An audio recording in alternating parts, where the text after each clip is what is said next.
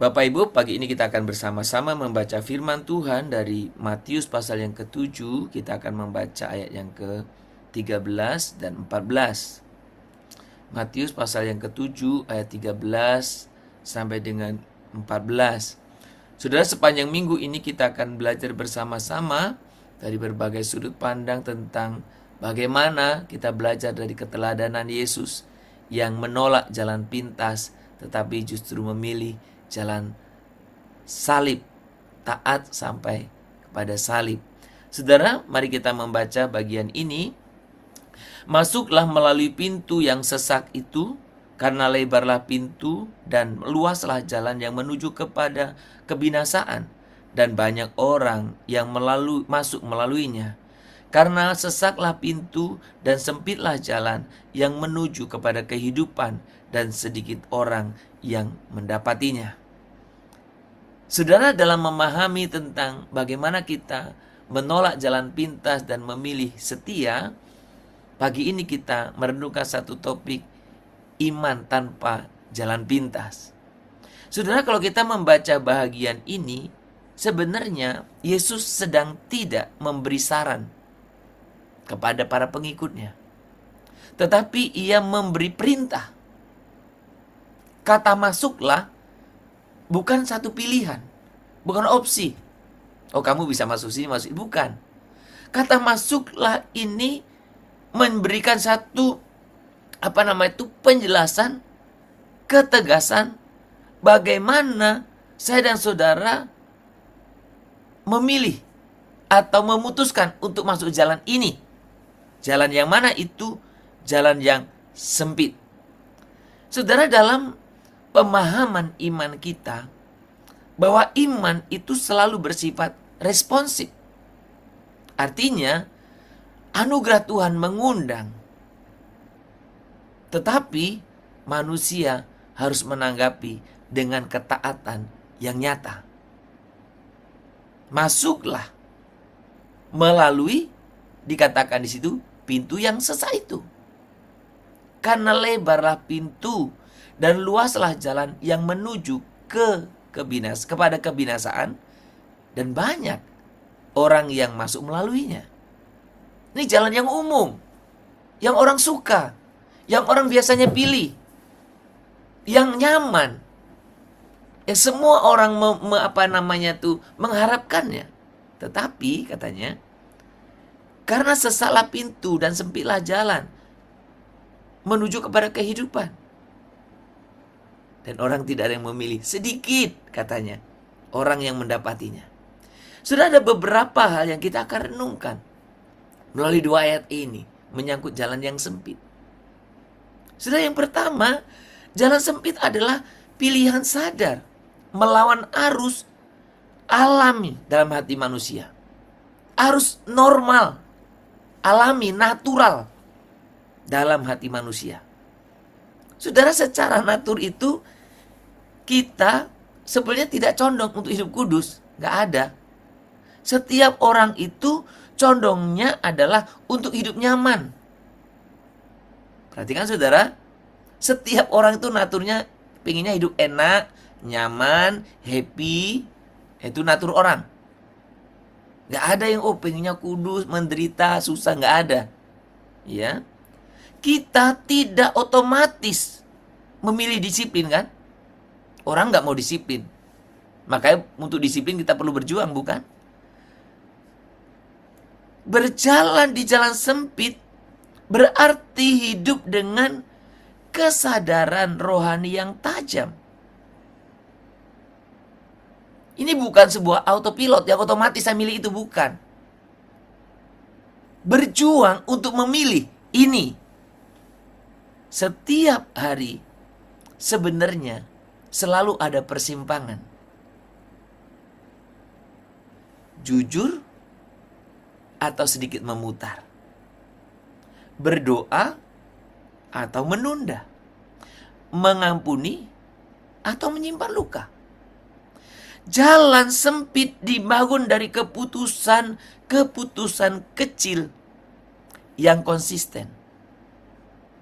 Keputusan-keputusan kecil yang sepertinya gak nyaman. Keputusan-keputusan kecil yang sepertinya tidak enak. Keputusan-keputusan kecil yang orang sering hindari. Karena sekalipun kecil, ada risiko.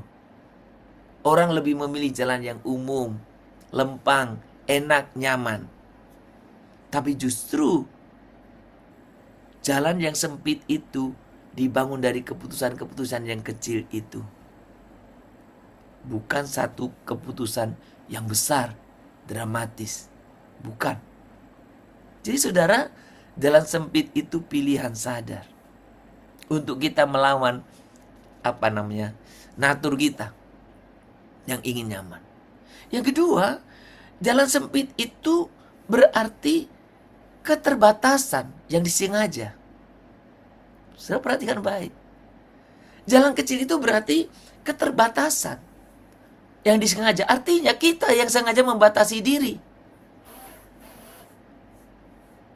Sesak bukan hanya menggambarkan kesulitan. Sesak menggambarkan pembatasan.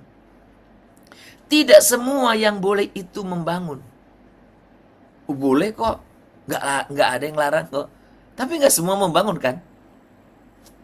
Tidak semua yang tersedia itu harus diambil. Nggak semua kan? Ini semua tersedia. Nggak mungkin Anda ambil semua kan? Tidak kan? Saudara, pernah terpikir tidak? Apa yang tercermin dalam disiplin rohani? Umpamanya doa, puasa, ya kan? Firman, dan hidup dalam komunitas yang kudus. Apa sih yang tercermin di sana? Semua disiplin rohani kan kita lakukan bukan untuk mendapatkan keselamatan kan? Bukan itu kan? Tetapi untuk menjaga hati dan pikiran saya dan saudara untuk tetap selaras dengan kehendak Allah. Berarti sengaja kita jaga, sengaja kita batasi. Dengan kata lain begini saudara. Jalan sempit itu menuntut kita berkata, aku bisa melakukan ini. Aku boleh juga melakukan ini. Tetapi aku memilih tidak melakukannya. Karena aku milik Kristus. Ada orang juga korupsi, saya boleh dong. Orang juga malas, saya boleh dong. Saya juga orang suka nuntut kok, saya boleh dong. Orang pengen hidup enak kok, saya boleh dong. Saudara, jalan yang sempit berkata, aku bisa.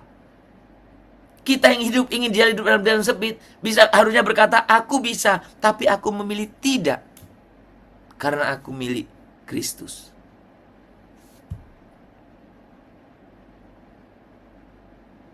Yang ketiga sudah, menyangkut jalan sempit. Semua tidak enak ya. Yang sempit itu yang paling sulit. Yang paling sulit itu jalan yang sepi. Orang semua pilih sini. Sini semua sedikit. Sering gak ada pilihan jalan tuh? Ini banyak, sini sedikit. Anda pilih mana? Karena kita selalu ikut yang banyak kan? Yang banyak itu yang kita ikuti. Apalagi kita selalu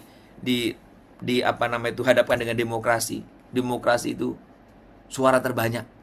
Jadi apapun kita ukur dengan pokoknya banyak mendukung, ya udahlah. Semua orang melakukan, ya udahlah. Saudara, maka yang paling sulit itu jalan sempit yang sepi. Sudah sempit sepi. Ya. Sempit sesak. Kita antri ya. Ini sempit sepi. Saudara, Yesus jujur dalam ayat itu. Apa dikatakan? Sedikit orang yang mendapatinya. Saudara, ini menantang kebutuhan kita akan validasi. Validasi atau pengakuan, pengesahan itu kan ketika orang banyak setuju. Baik dalam sains, dalam apa, Ya, termasuk selalu kalau semua orang milih ini, ya itulah berarti benar. Ya, selain demokrasi tadi kan, semua orang pendapat ini, oh berarti itu yang dibutuhkan. Selalu begitu kan. Jadi kalau sepi, sudah sempit, nggak ada yang memvalidasinya. Benar atau tidak ya?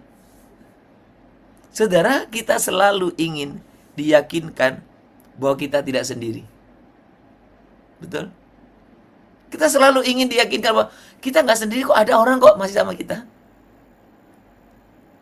Saudara, namun kesetiaan itu tidak diukur dari jumlah pengikut.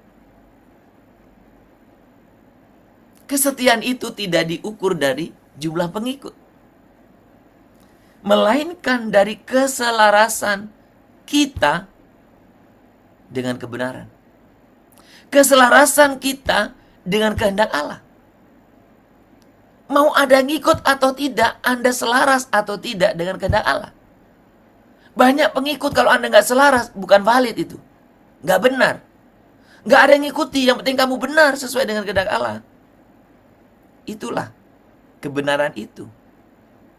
Banyak orang bisa berada di jalan yang sama, tetapi itu tidak menjadikannya benar. Betul kan? Bisa saja banyak orang memilih ini. Saudara, ini belum tentu benar. Bisa saja orang nggak memilih ini sama sekali. Bukan berarti itu salah. Jadi kebenaran tidak tergantung banyak atau sedikit yang memilih. Kebenaran. Kebenaran tidak tergantung orang setuju atau tidak. Tidak, oh berarti salah. Bukan. Semua orang tidak setuju pun kebenaran tetap kebenaran. Semua orang setuju pun kalau itu nggak benar, nggak benar. Saudara, maka Tuhan Yesus jujur. Sedikit orang yang mendapatinya. Saudara, sedikit orang di jalan sempit tidak menjadikannya salah. Jadi kalau engkau merasa sendiri selama ini di dalam kebenaran, sepi, sedikit atau sepi, tidak berarti itu salah. Banyak selalu orang memang ingin ikut yang banyak. Tapi banyak tidak berarti itu benar. Dan kalau engkau ada dalam posisi, kok sedikit ya? Kok sedikit ya? Itu tidak berarti salah. Disinilah saudara iman kita diuji. Apakah kita tetap berjalan ketika tidak ada orang yang mendukung kita? Istilahnya nggak ada tepuk tangan. Apakah kita tetap berjalan? Apakah kita tetap taat ketika tidak ada yang melihat? Jalan sempit adalah jalan di mana karakter dibentuk dalam kesunyian dan kesetiaan diuji tanpa syorotan. Sudah perhatikan karakter dibentuk dalam kesunyian kita dan kesetiaan diuji tanpa sorotan. Wah, kalau di kamera semua tampil bagus ya. Nggak ada di kamera. Wah, baru kelihatan aslinya. Yang terakhir, jalan ini, jalan sempit itu, perhatikan dalam firman dikatakan apa? Sekalipun sunyi, jalan sempit itu tidak kosong. Sekalipun sunyi, tapi ada yang melaluinya. Tetap ada. Karena jalan ini sebenarnya jalan penuh dengan anugerah. Allah tidak hanya menunjukkan jalan. Seperti apa itu? Direction itu, apa petunjuk jalan? Bogor. Ya. Apa nama itu? Jalan Bandung. Semua ada penunjuk. Cuman ngomong itu bukan. Allah itu bukan hanya menunjukkan jalan, tetapi Ia juga menyertai di dalamnya.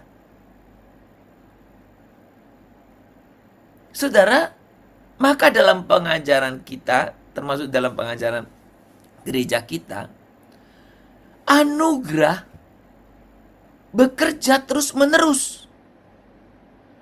Anugerah mendahului, prevenient grace. Kemudian anugerah membenarkan, justifying kan. Dan anugerah juga menguduskan. Artinya apa?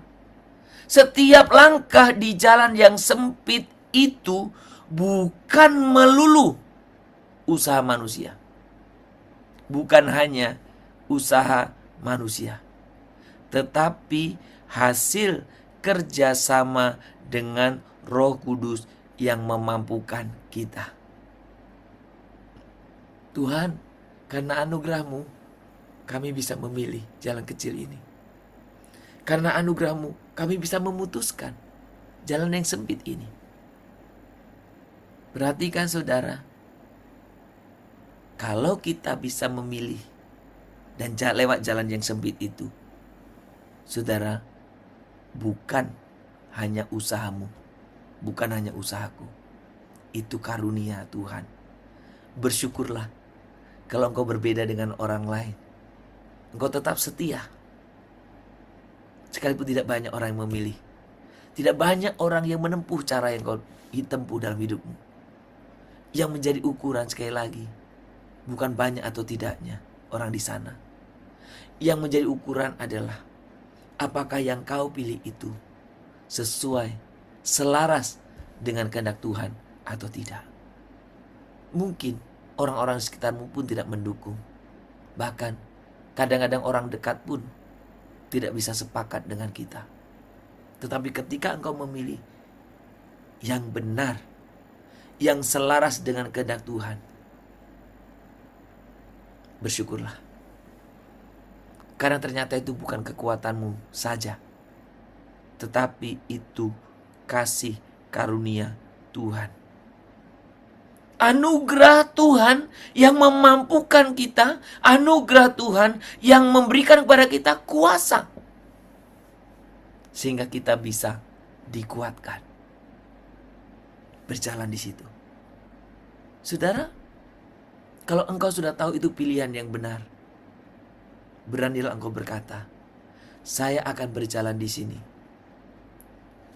bersama Anda atau tanpa Anda.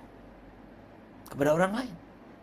Karena gak semua orang sekitar kita mau mengikutnya. Gak semua orang di sekitar kita mau mengikutnya.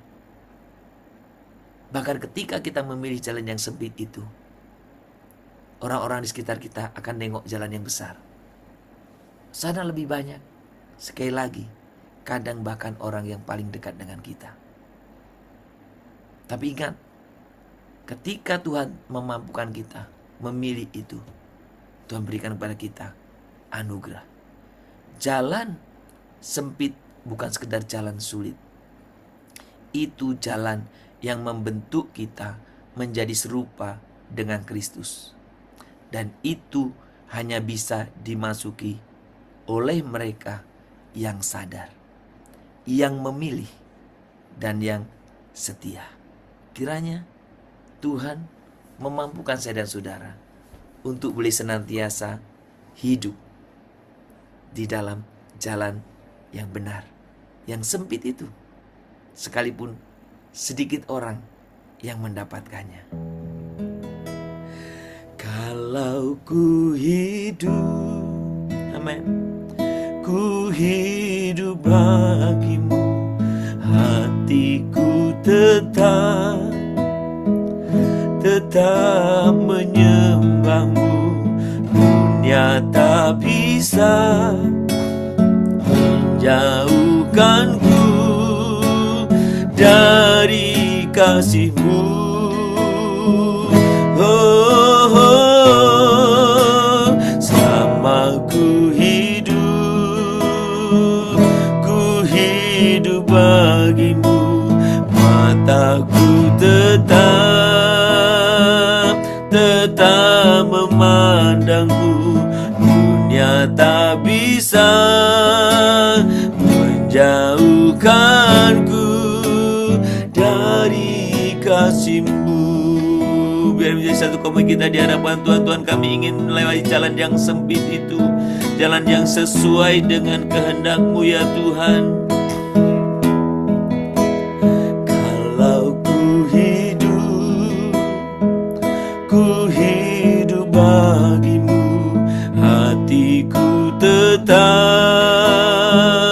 tetap menyembahmu. Dunia tak bisa menjauhkanku dari kasih-Mu. Oh, selama ku hidup bagimu. Mataku tetap memandangmu. Dunia tak bisa menjauhkanku dari kasih-Mu. Dunia tak bisa, dunia tak bisa menjauhkanku dari kasih-Mu.